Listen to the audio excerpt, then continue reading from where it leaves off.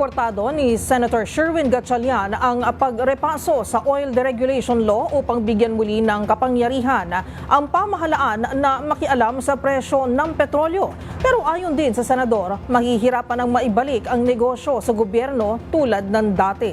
Ang iba pang detalye sa report ni Raymond Dadpaas. Mahalaga na ibalik ang kapangyarihan ng gobyerno na busisihin ang negosyo sa langis sa bansa. Ito ang deklarasyon ni Senador Sherwin Gatchalian kasunod ng sumirit na presyo ng langis dulot ng gera sa Middle East at animoy walang magawa ang gobyerno sa presyo. Ayon kay Gatchalian, dahil sa Oil Deregulation Law ay bulag na ang gobyerno sa sistema ng presyuhan sa langis gaya ng ating nararanasan sa ngayon.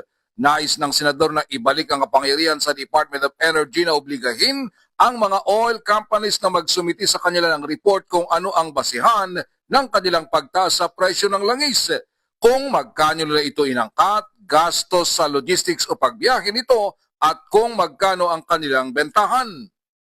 Para kay Gatchalian, mahirap nang ibalik sa gobyerno ang negosyo sa langis tulad ng dati dahil lugi o hindi marunong ang gobyerno sa larangan ng negosyo. Mas magaling magnegosyo ang pribadong sektor kaysa sa gobyerno at kailangang pag-aralan ng mabuti kung dapat pa itong ibalik sa kontrol ng gobyerno ang negosyo sa langis.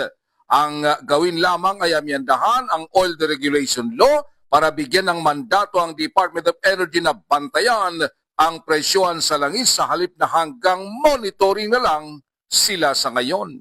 Para sa MBC TV Network News, ito si Raymond Dadpaas ng DZRH, una sa Pilipinas, una sa Pilipino.